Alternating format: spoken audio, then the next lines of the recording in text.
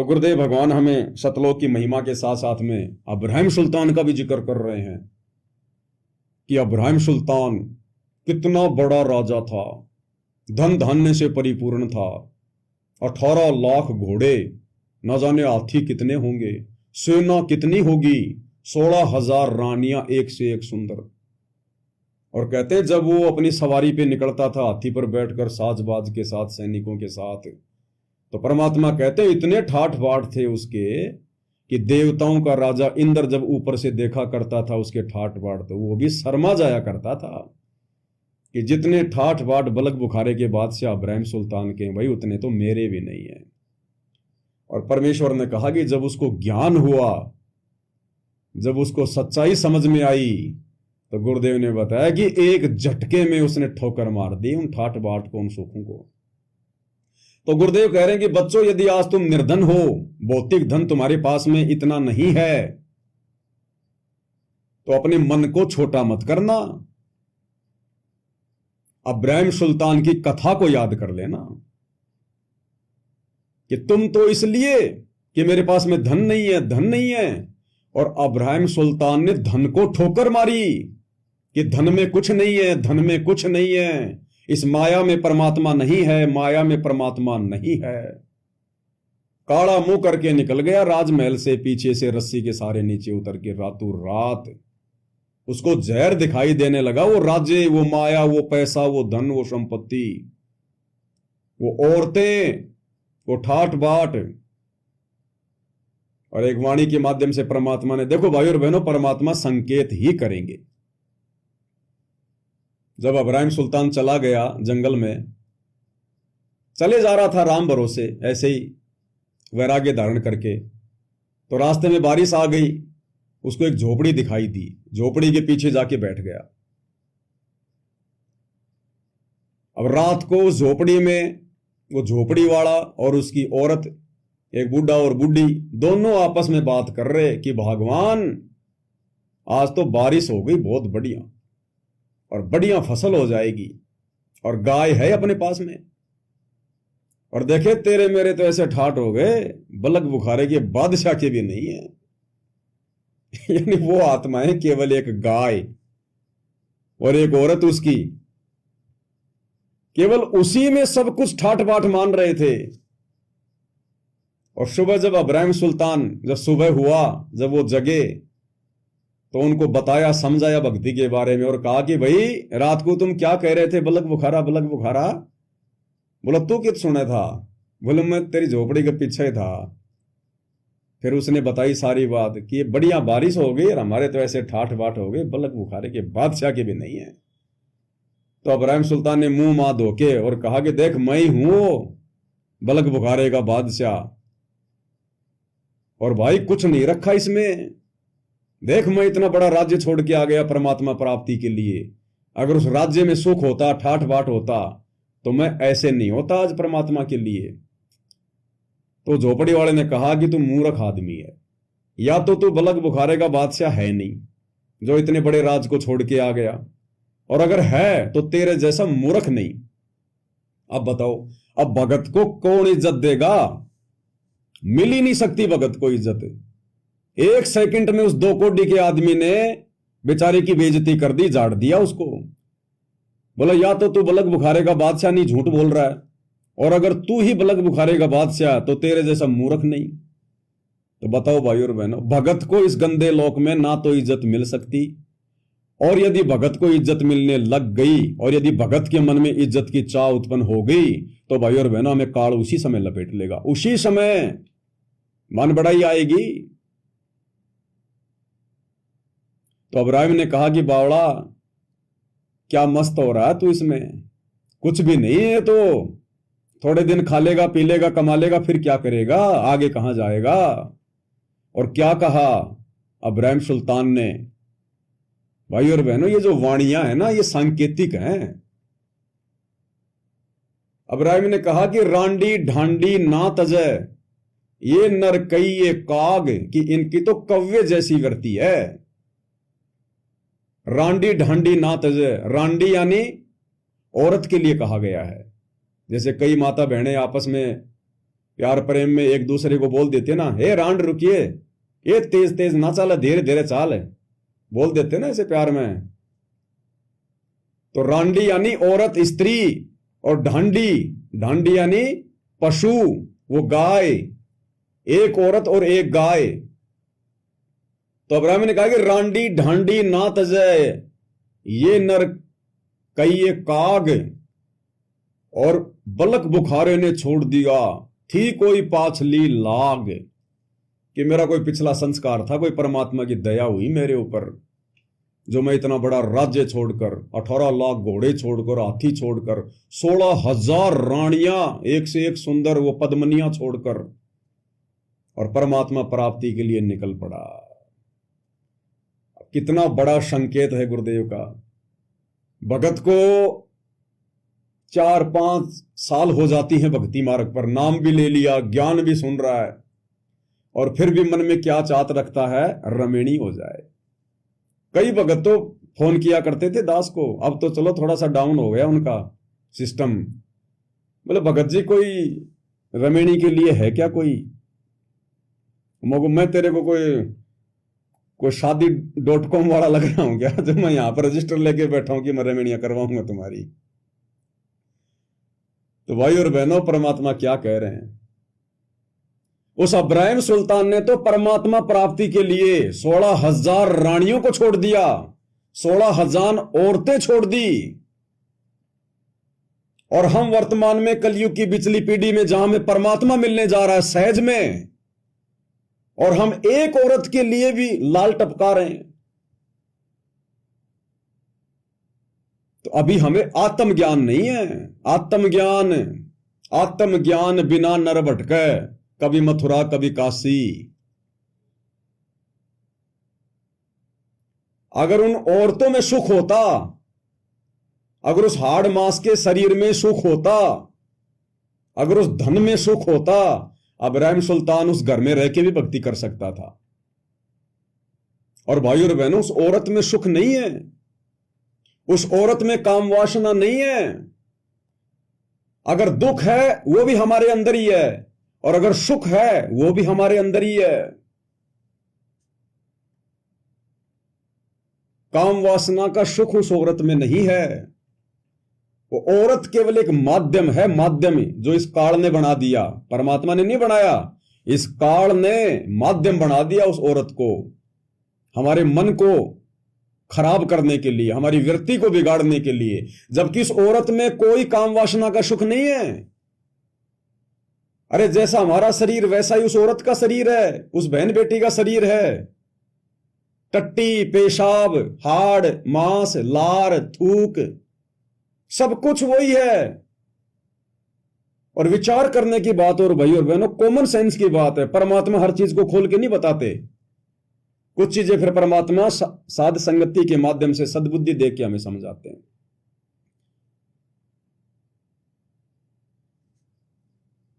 दुनिया उस औरत के अंदर ही सब कुछ मान रही है, समझ रही है। विषय वासनाओं के चक्कर में लोग फिसते जा रहे हैं। उस औरत में वो विषय वासना नहीं है। भाई और बहनों विचार करना, दास आपको एक उदाहरण के लिए समझा रहा है। हम लोग औरत से शारीरिक संबंध बना के सोचते हैं कि बस मुझे आत्म संतुष्टि हो गई, 1-2 मिनट का सुख जो भी है। क्या वो सुख उस औरत ने दिया? नहीं, वो सुख तो हमारे अंदर ही था। वो 2 मिनट का सुख भी हमारे अंदर ही था। ये विचार करने की बात है भाई और बहनों। वो सुख हमें बिना औरत के भी मिल जाता है। कभी कभार वो सुख बिना औरत के भी मिल जाता है। जैसे बहुत सारे भाई बहन होते हैं, उनके अंदर एक गंदी आदत उनके अंदर एक गंदी आदत होती है उनके अंदर। ये क्या बोलते हैं, हस्त मैथुन करने की, मास्टरबेशन बोलते हैं उसको अंग्रेजी में। हस्त मैथुन करना, हस्त मैथुन करके वो उस झूठे सुख को, उस 2 मिनट के झूठे सुख को प्राप्त करता है कि नहीं करता है। जब शरीर से हमारा जो पदार्थ है, जो शुक्राणु है, जब वो निकलते हैं तो वो 2 मिनट का झूठा सुख मिलता है कि नहीं मिलता है। तो वो तो बिना औरत के भी मिला। औरत होती तो भी वही होता। कभी कभार रात्रि के समय कोई शौपन हमें कोई ऐसा जो है वो आ जाता है कि हमारा वीर्य पतन हो जाता है। एक जाहिर सी बात है, सबके साथ होता है लगभग लगभग। तो बताओ हमारे पास में कहां थी औरत?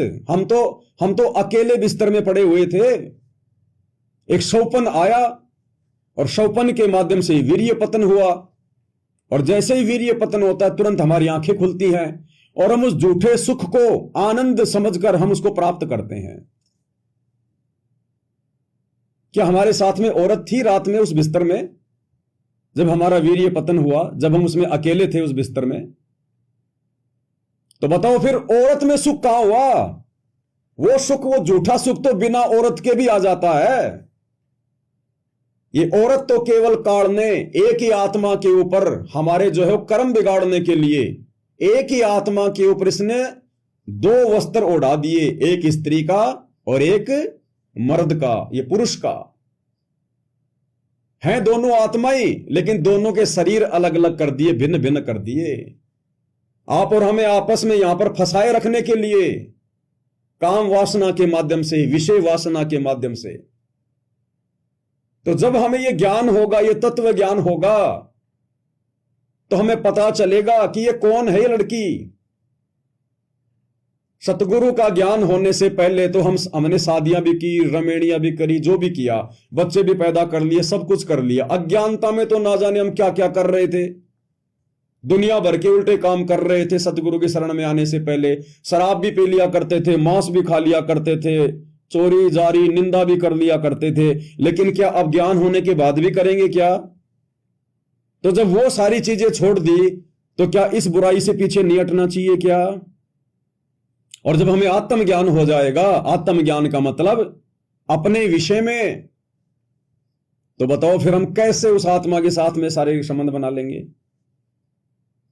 अगर आपको आत्मज्ञान हो गया तो यह भी आपको ज्ञान हो जाएगा कि यहां पर जितने भी पुरुष हैं, जितनी भी यहां पर जो स्त्रियां हैं, वो चाहे मेरी मां के रूप में हो, चाहे मेरी बहन के रूप में हो, चाहे आड़ोसी की हो, चाहे पड़ोसी की हो, चाहे अमेरिका की हो, चाहे कोई देवलोक की, चाहे कोई अप्सरा हो, चाहे कोई परिया हो, ये कौन है?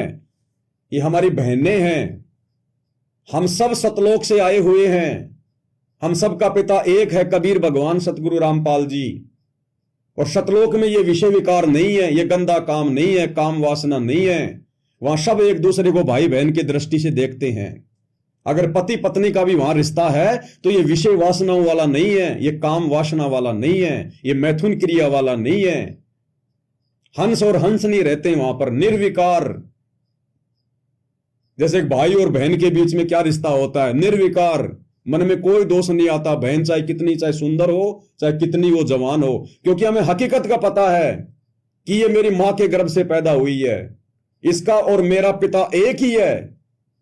इसलिए हम अपनी बहन के प्रति आसक्त नहीं होते। तो जब हमें आत्मज्ञान होगा तो फिर यह पता चल जाएगा कि जितने भी आत्माएं हैं यहां पर, हम सब एक ही परमपिता परमेश्वर के बच्चे हैं। हम सब आपस में भाई बहन हैं। अब कई कहेंगे फिर यहां की सृष्टि कैसे चलेगी? तो हमने ठेका थोड़ी ले रखा है सृष्टि का। अरे कौन सी सारी दुनिया सतगुरु की शरण में आकर मोक्ष प्राप्त करेगी इसी कलयुग की पिछली पीढ़ी में? जो भक्तिहीन प्राणी हैं, जो सतगुरु से जो विमुख रहेंगे, जिनको मोक्ष नहीं चाहिए, जो काल की आत्मा है, जिनका अभी सतलोक जाने का समय नहीं आया, वो करते रहो ना बच्चे पैदा, वो करते रहेंगे, काल की सृष्टि को चलाते रहेंगे। हम क्यों ठेका लें? हम क्यों उसकी खुराक तैयार करें? और एक कॉमन सेंस की बात है भाई और बहनों, कॉमन सेंस की बात। हमने किस प्रकार से सतगुरु की शरण में आने के बाद और एक दूसरे को किस प्रकार से भाई बहन की नजर से ही देखना चाहिए। मान लीजिए एक औरत अपने दो बच्चों को लेकर किसी मेले में गई, एक लड़का और एक लड़की, और किसी कारण से वो बच्चे उससे दूर हो गए, दोनों गुम गए, वो बच्चा भी और वो बच्ची भी। और वो बच्ची कहीं अलग चली गई, बच्चा कहीं अलग चला गया। उस बच्ची को कोई ले गया अपने घर पर, उसको जो है वो अकेली समझकर, और उस बच्चे को कोई ले गया अपने घर पर अकेला समझकर। और वो बड़े हो गए, जवान हो गए, बढ़िया, उनको अच्छा कोई घर परिवार मिल गया, अपने बेटा बेटी की तरह उनको पाला, वो जवान हो गए 20-20, 25-25 साल के। अब उस लड़के को यदि ज्ञान होगा तो वो लड़का किसी भी लड़की की तरफ गंदी नजर से नहीं देखेगा, वो शौपन में भी नहीं देखेगा, क्योंकि उसको पल पल इस बात का पता है कि एक मेरी बहन थी जो मेरे साथ ही मेले में गुम हो गई थी। यानी सतलोक से आकर हम इस काल के 21 ब्रह्मांड रूपी मेले में गुम हो गए, और यदि मैं किसी लड़की पे गंदी नजर डालूंगा तो क्या पता वो लड़की मेरी बहन ही हो जो उस मेले में गुम हो गई थी। क्योंकि उस समय हम छोटे छोटे थे, बालक थे, उसके बाद जवान हो गए, युवा हो गए, आपस में हम कभी मिले नहीं। तो बचपन में तो शरीर का, चेहरे की बनावट बहुत जो है वो डिफरेंट होती है, जवानी में जाके अलग ही हो जाता है। तो वो लड़का फिर कैसे किसी भी लड़की पर गंदी नजर डाल लेगा? उसे तुरंत विचार आएगा कि कहीं ये मेरी बहन तो नहीं हो सकती, वही जो मेले में गुम गई थी। और हम तो सारे मेले में गुमे हुए, हम तो जितने भी 21 ब्रह्मांड में हैं, हम तो सारे ही मेले में गुमे हुए हैं। आज हमें हकीकत आके बता दी गुरुदेव ने कि बच्चों ये काल ले आए तुम इस मेले में, और तुम सबको अलग अलग पटक दिया अब इसने, और तुम सब आपस में भाई बहन हो। पूरा संसार उस परमपिता परमेश्वर के बालक हैं, उसके बच्चे, उसकी आत्मा है। तो आत्म ज्ञान हो जाएगा तो फिर हमें भाई बहन ही तो नजर आएंगे। फिर भला एक भाई अपनी बहन के साथ में कैसे कुकर्म करेगा, कैसे शारीरिक संबंध बनाएगा?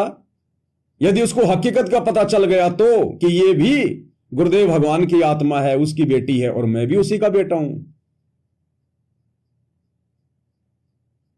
जब हमें कोई आपस में मिला दे, हमें सच्चाई बता दे, यदि उस मेले में गुम हुए लड़का और लड़की को कोई आपस में यदि वो मिला दे और बता दे कि भाई तुम ऐसे ऐसे मेले में गुमे थे और तुम ही हो दोनों भाई बहन, तो क्या वो लड़का और लड़की आपस में शारीरिक संबंध बना सकते हैं? नहीं बना सकते। तो आज हमें सतगुरुदेव भगवान ने आकर हकीकत ही तो बताई है कि बच्चों तुम भाई बहन हो, सतलोक में रहा करते थे, तुम सब मेरे बच्चे हो। ये काल तुम्हें यहां पर भूल भुलैया में डाल के ले आया, अब तुमने वापस सतलोक जाना है, और वापस सतलोक चलने के लिए तुमने हंस बनना पड़ेगा। हंस, ये विषय विकार, ये सब तुमने त्यागने पड़ेंगे। काम, क्रोध, मोह, लोभ, अहंकार, राग, द्वेष, ईर्ष्या, मन मुटाव, छल, कपट, तेरा मेरी, ये माया जोड़ने की प्रवृत्ति, लड़ाई झगड़े की प्रवृत्ति, ये सब त्यागनी पड़ेंगी, छोड़नी पड़ेंगी। और अपनी वाणियों के माध्यम से तो परमात्मा ने कोई कमी छोड़ी नहीं। स्पष्ट कर दिया गुरुदेव ने कि भग भोग्या भग उपजय। भग यानी योनि, स्त्री की जो जनेन्द्री होती है योनि, भग, तो कहते हैं भग भोग्या भग उपजय। यदि आप इसी भग के चक्कर में पड़े रहोगे, विषय वासना के चक्कर में पड़े रहोगे, तो जितना तुम भग भोगोगे उतने ही तुम्हें भग से जन्म लेने पड़ेंगे। भग भोग्या भग उपजय, भग से ही तुमने पैदा होना पड़ेगा बार बार। और भग से बचा न कोई, परमात्मा कहते मैंने तो ऐसा कोई सूरवीर देखा नहीं। और कहते जय कोई भग से बचे, तो भगत कहावे सोई। असल में उस दिन तो हम एक सच्चे भगत कहलाएंगे जिस दिन हम इस भग की गंदी जो है प्रवृत्ति से दूर हटेंगे। अब बताओ, वर्तमान में लोगों ने सार नाम ले रखा, सार शब्द भी ले लिया, और सार शब्द लेकर लोग रमणियां कर रहे हैं। और जिन्होंने सार शब्द ले लिया वो भी भग से पीछे नहीं हट रहे। इसलिए तो दास कहता है कि ये सार नाम भी नकली और ये सार शब्द भी नकली। अभी तक गुरुदेव ने किसी को दिया ही नहीं, क्योंकि अभी तक कोई सार शब्द और ओरिजिनल सार नाम के योग्य हुआ ही नहीं। अरे सार नाम की सबसे पहली कंडीशन है विषय वासना से दूर होना, सबसे पहली कंडीशन। इस सत्संगों का जब निष्कर्ष निकालोगे तब पता चलेगा ये बातें। ये तो सबसे पहला नियम है परमात्मा का। अगर आपने सार नाम लेना है तो सार नाम का मतलब क्या है? परमात्मा। सार शब्द यानी परमात्मा। स्वयं गुरुदेव भगवान, तो परमात्मा उस गंदे हृदय में कैसे वास करेंगे जो अभी विषय वासनाओं के चक्कर में पड़ा हुआ है, जाल में फंसा हुआ है। परमात्मा तो शुद्ध हृदय में विराजमान होता है। अरे कुत्ता भी अगर कहीं बैठता है तो पूंछ से पहले जगह साफ करता है। तो क्या भगवान इस घट को साफ नहीं करेगा क्या? हमारी सोच को साफ नहीं करेगा क्या? इस गंदे शरीर में बैठेगा वो परमात्मा। जब तक हम इन क्रियाओं में हैं तब तक काल बैठा है, काल। सतगुरु ऐसे नहीं बैठता दिल के अंदर। अब्राहिम सुल्तान के घट में बैठा सतगुरु। जब अब्राहिम सुल्तान ने 16,000 रानियां छोड़ दी, और खाली अपने शरीर से नहीं छोड़ी, आत्मा से छोड़ दी ज्ञान समझकर, तब सतगुरु उसके घट में बैठे, तब सतगुरु विराजमान हुए। और एक सत्संग में देखो क्या कहा फिर परमात्मा ने, ऐसे मिलता है सार शब्द। सार शब्द कोई नाम नहीं है। ओम सोहम सत्य कबीरा, ओम सोहम सत्य कबीरा, जो इन आश्रमों में दिया जाता है। सार शब्द का मतलब है स्वयं गुरुदेव भगवान, ये शब्द स्वरूपी राम, ये परमात्मा, विदे परमेश्वर, जो धरती पर प्रकट है सतगुरु रामपाल जी के रूप में, दिखाई देते आप और हमारी तरह देह में, लेकिन ये विदेही परमात्मा है।